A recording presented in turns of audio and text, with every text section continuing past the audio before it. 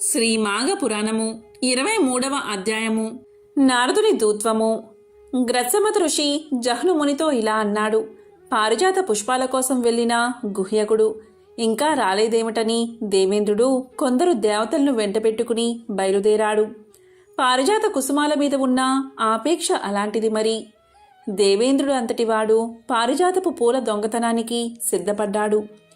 దేవేంద్రుడు భూలోకానికి వచ్చి ఆ పారిజాత సుమాల సువాసనలకు పరవశుడై దేవతలతో కలిసి ఆ తోటలో ప్రవేశించి పువ్వులు కొయ్యడం మొదలుపెట్టాడు.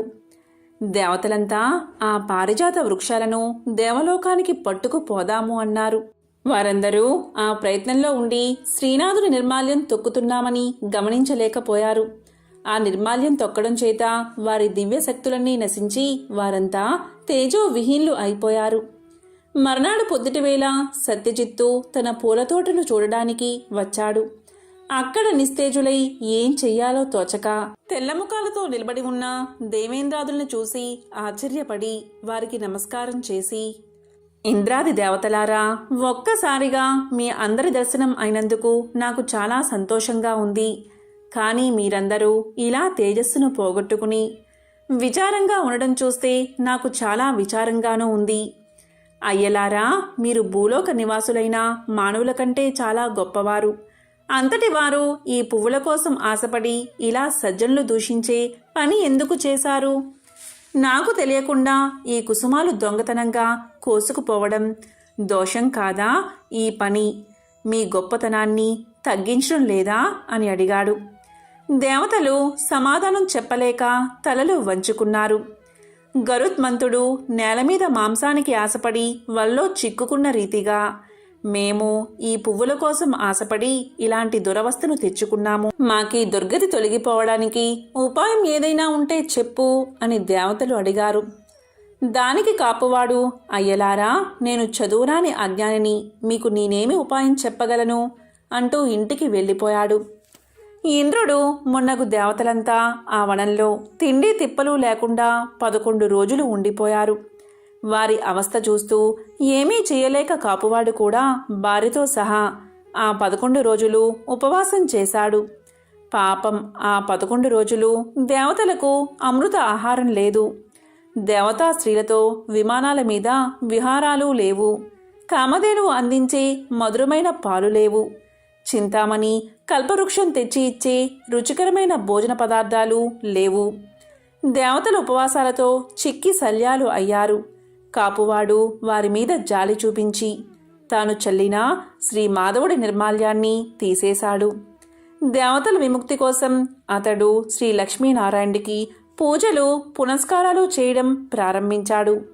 ఇలా ఉండగా 11వ రోజున త్రిలోక సంచారం చేసే నారదుడు ఆకాశంలో ప్రయాణిస్తూ వనంలో చిక్కుపడిపోయిన దేవేంద్రాది దేవతల దురవస్థను చూశాడు.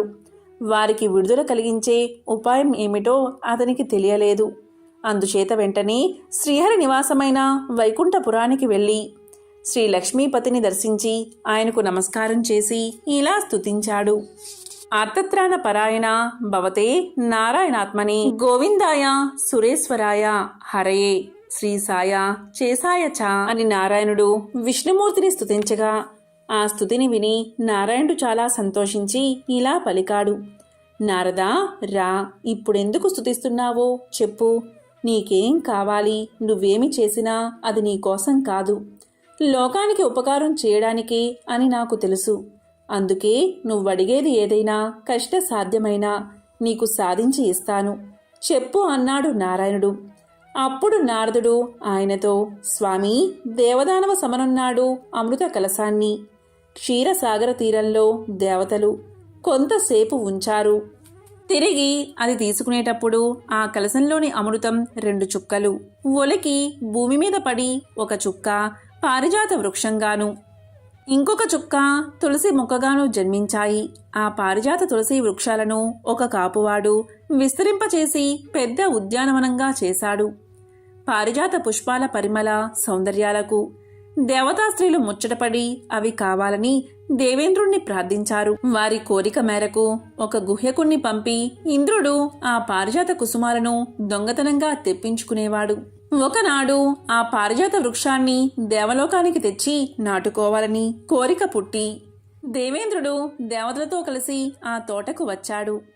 నీ పూజా నిర్మాల్యాన్ని కాపువాడు తోటలో చల్లినాడని తెలియక వారంతా ఆ తోటలో దిగి నిర్మాల్యం తొక్కిన దోషం చేత వారంతా దివ్యత్వాన్ని కోల్పోయారు. ఆ కాపువాడైన సత్యజిత్తు ఆ తోటలోని పూలను కోసి దండలు కట్టి అమ్మి తులసి దళాలు కూడా అమ్మి ఆ వచ్చిన ధనంతో దరిద్రులను ఆర్తులను పోషిస్తూ తన కుటుంబ అవసరాలు తీర్చుకుంటున్నాడు.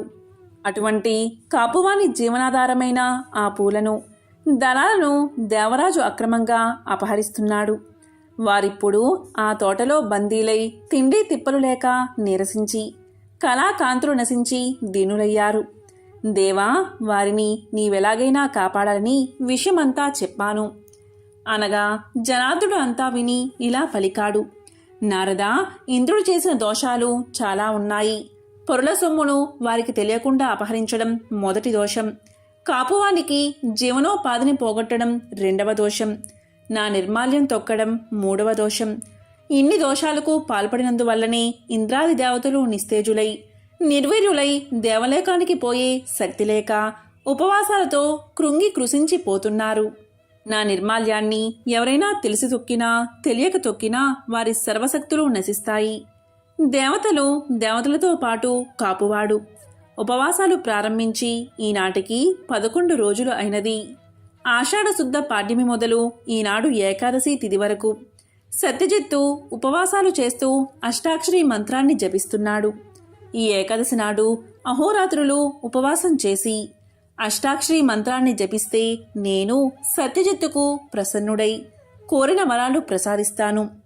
ఒక్క సత్యజిత్తునికే కాదు, త్రిలోకాలలో ఎవరైనా సరే ఏకాదశి నాడు నిరాహారుడై ఉపవాసముండి రాత్రి జాగరణం చేస్తూ భగవన్నామం జపిస్తే వారికి నేను సమస్తమైన కోరికలు తీర్చి అనుగ్రహిస్తాను అని సమాధానం చెప్పాడు నారాయణుడు. పగలు ఉపవాసము, దేవపూజ, రాత్రి జాగరణము ఈ రెండూ ఏకాదశి నాడు ప్రతి మనిషి తప్పక చెయ్యాలి. శ్రీ మాఘ పురాణము 23వ అధ్యాయము సంపూర్ణం.